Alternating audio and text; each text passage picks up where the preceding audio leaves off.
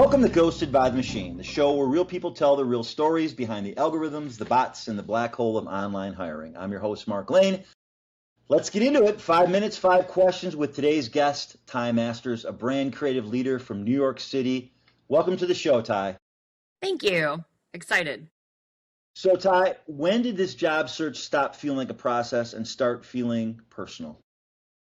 So it's interesting because I think that for me, it was like reverse. I think it's always felt very personal. And then it became a process because I wanted to take that moment of, oh my goodness, this is unexpected, but I have an ability now to go find something that's maybe better suited for me. So I got excited in the beginning after the initial shock of being let go, thinking, okay, that's okay because there's something better for me out there. So I started out with this personal mission of everything's going to be fine, everything's going to be great.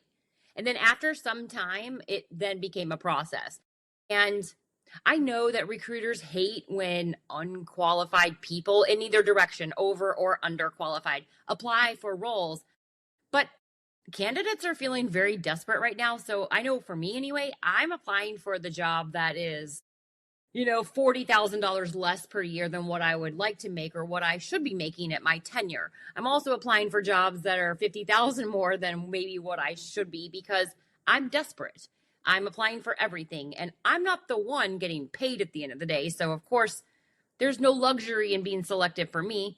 And that's why it feels very process driven now. There are times that it gets exciting and that's when it feels personal for me, because I feel a personal connection to an opportunity. But even then, I get ghosted by the machine. Sure. So yeah. You've been out of work for a while. You've been out of work since, I believe you said May of 2024. That's correct. It's been a major roller coaster for you.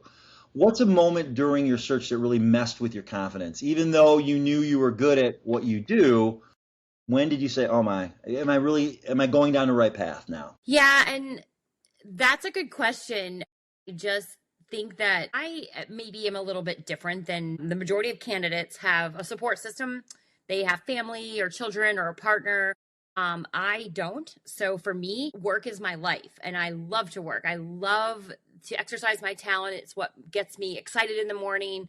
I need that. So my confidence has really been down and out for quite some time because I need to feel like I'm making a positive contribution to society, and not just through personal relationships, but through my profession as well. So this sort of started out as like a confidence buster. I owned my own agency for a very long time. And when you own something, you feel very confident. And then when that sort of gets chipped away, your confidence starts to get chipped away as well. It really had to do with some personal things that I went through and an abusive relationship that surprisingly, or maybe not surprisingly, the people don't realize that, having that sort of toxic marriage, in my case, a relationship, it can mess with you on so many levels that when I was able to go out and start looking for work again, and going to join corporate America instead of being that entrepreneur, it was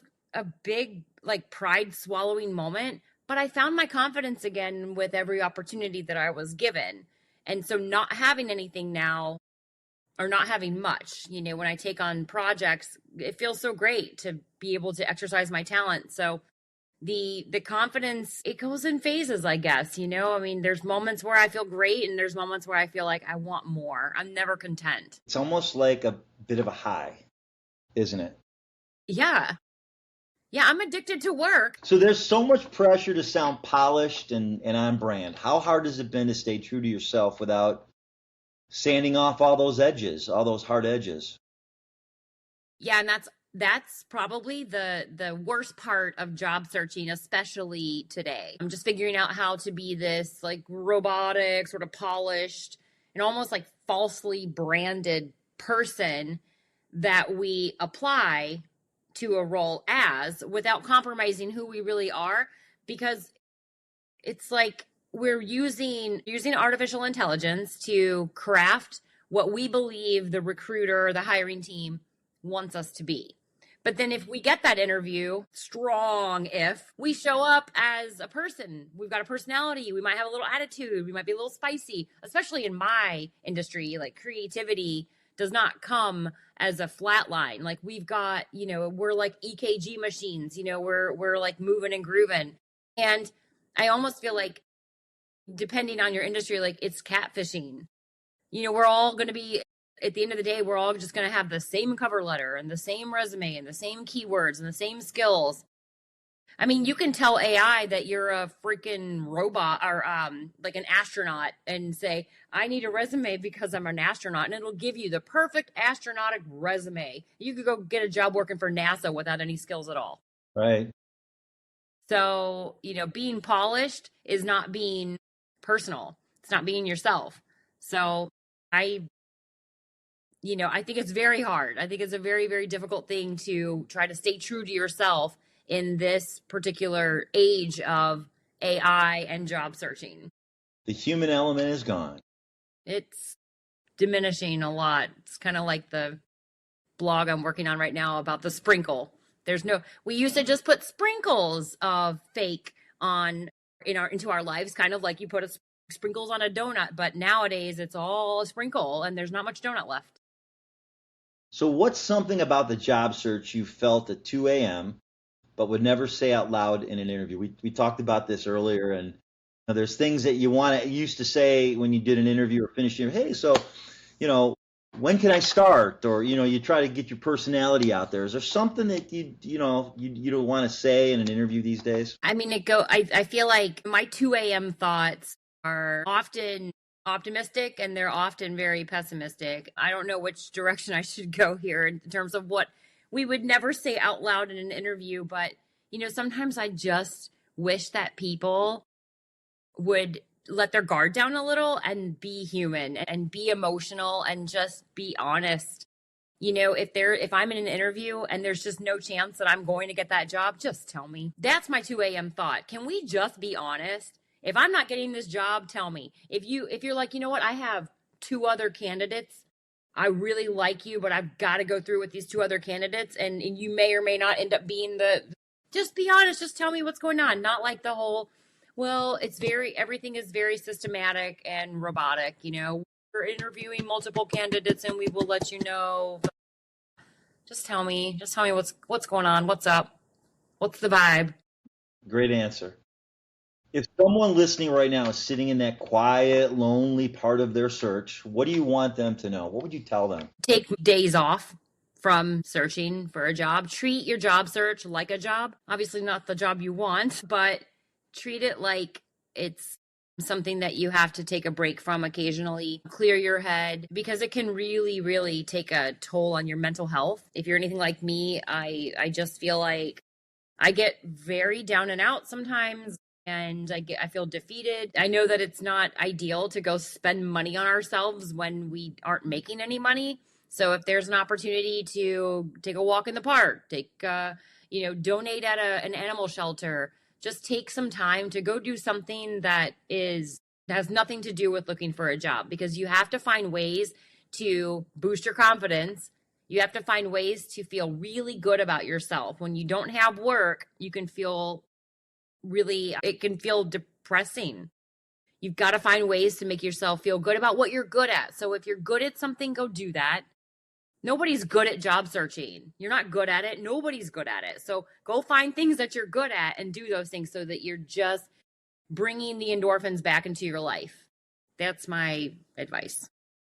Has the job search changed how you define success or what you want next? No, because the job search has not defined how I look at success, because I haven't gotten to the end of that job search yet. I define success in small ways of, what have I done today to make somebody happy? What have I done to make myself happy? Have I given my dog everything that she needs for the day? That's how I define success. So maybe I'm different, but I don't need a dollar amount. At the end of the day, I just want to do good things and, survive. That's success for me. Right. Does anything give you hope? Yeah, I do find slivers of hope when I am out in person meeting people, whether it's a networking event or just out with friends, sort of taking those purposeful steps to network in person and do more human connection instead of everything online. I get a lot of hope when I go out and just meet people, whether it's through a social club or a networking event, conferences, even just getting out and going to the dog park and talking to some of the other dog parents, about what they do and where they're from. That gives me a lot of hope because you never know who you're going to meet, and you've got to get out there and meet people in real life these days because you're just a number online, a 1 or a 0. We got to break free from the 1s and the 0s and go have actual personalities and meet people in person. That's good perspective. Well, thank you so much for being on the show. We really appreciate it. And if you're out there listening or watching and thinking this sounds like me, you're not alone. And if you want to stay plugged into the real stories, real insights, and real humans behind today's broken hiring system, make sure to follow and subscribe to all our social channels for new episodes, shorts, and conversations every week. I'm Mark Lane, and this is Ghosted by the Machine. Let's make hiring human again. Thanks again, Ty. Thank you.